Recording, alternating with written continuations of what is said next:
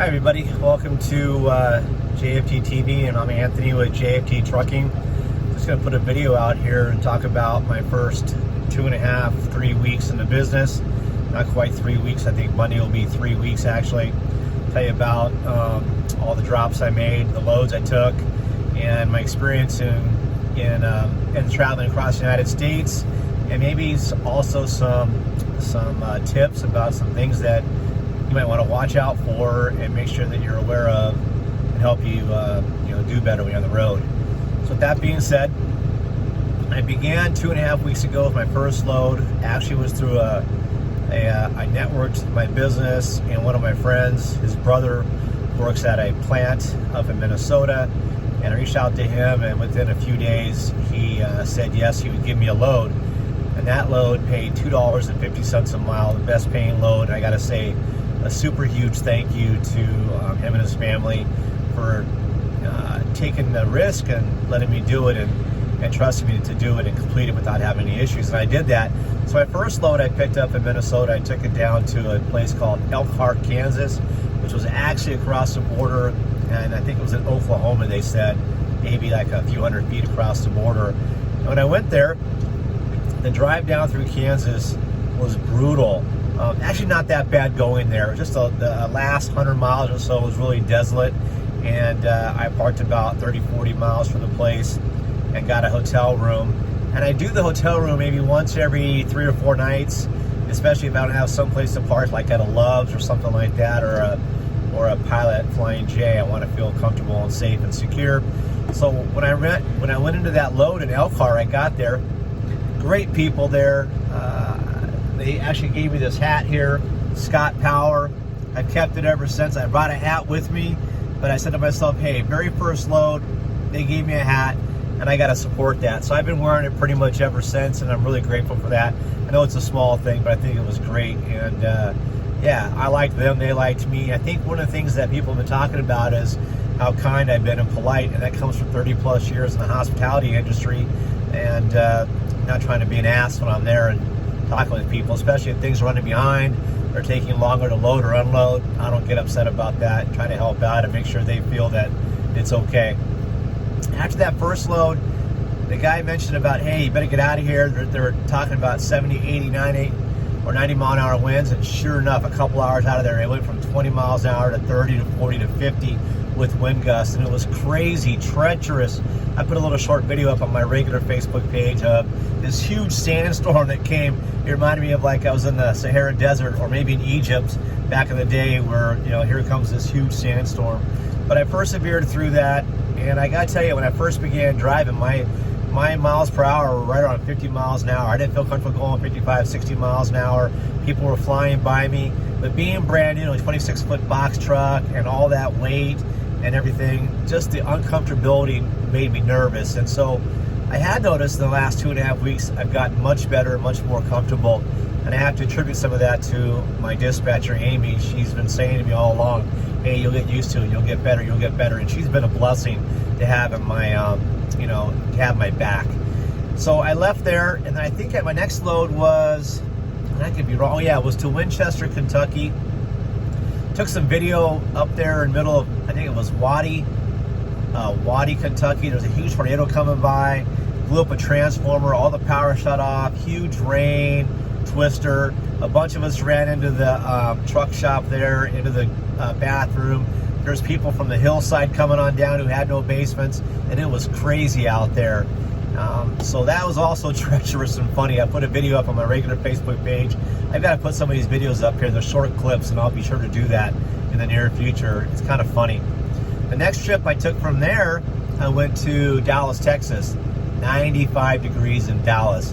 Leaving the snow in Minnesota, and several days, half a week later in Dallas, Texas was beautiful.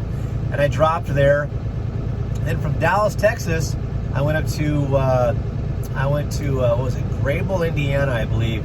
And I picked up a Dutch Masters. Maybe I got that backwards. I picked it up in Indiana and went to Texas with that load. That's right. So from Texas, I think I went to Pennsylvania for Pepsi. Dropped a bunch of Pepsi product off there in Pennsylvania.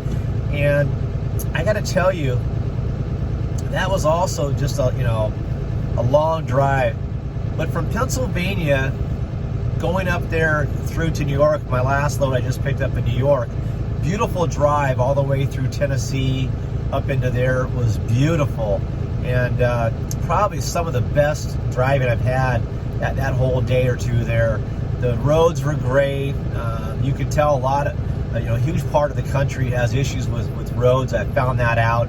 You can definitely tell from state to state who puts their funds into their road construction, takes care of the roads. And Tennessee did a really good job with that, and I enjoyed that drive. But then going up over to New York, I had to take a detour off of the main highway. I think Highway 81.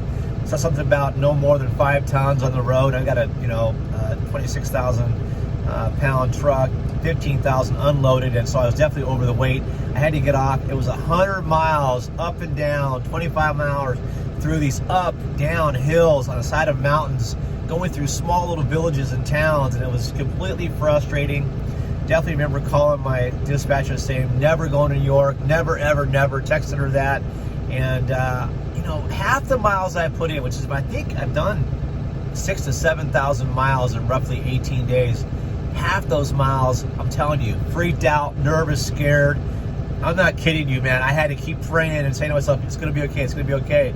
But especially for those first few days, any kind of incline, leaning to left or right, super puckered up in the you-know-what, nervous about tipping over, doing 50 miles an hour, sometimes 35 mile an hour going over a bridge.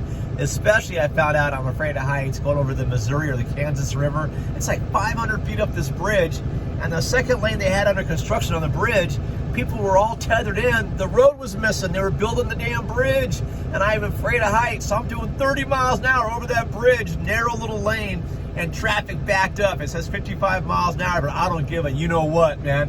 I just went over as slow as I could, freaked out, started sweating and whatnot. Anyway, been a lot of fun. So the last load from New York, I'm just outside of Chicago now. I think I got through Chicago. I'm heading back to right near where I live with this last load. And I found that, I think Love's is better than Pilot Flying J so far. Newer, cleaner seemingly.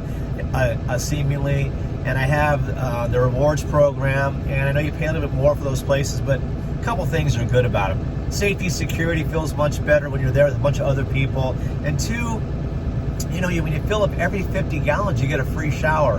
And I find that every 2 days, I need to take a shower. In spite of having a clean truck, I'm not working hard by driving really physically, but that grime does set in, and I can't stand that. So I make sure that I do every couple days, I get a shower. And when you're filling up all the time at Love's, it pays for itself. It's a free shower. It's usually $10 to $15. So when you buy the gas there, it does help out by getting a free shower.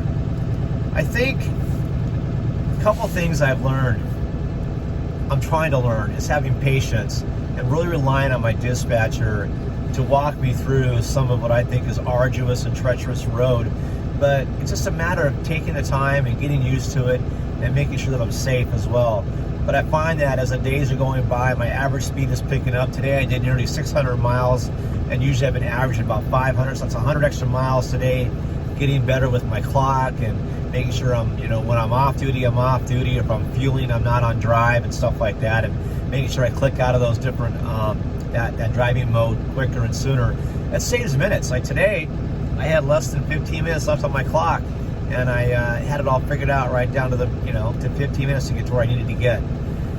I want to say thank you to everybody for following me and watching some of these videos I put out there. I know they're not very professional, and I want to get better at that. I think my very first video, I put a lot of time into all the different things to make it kind of come across much better, but it takes me days to do a video right. So I'm taking advice of my cousin Michelle and just putting these out there.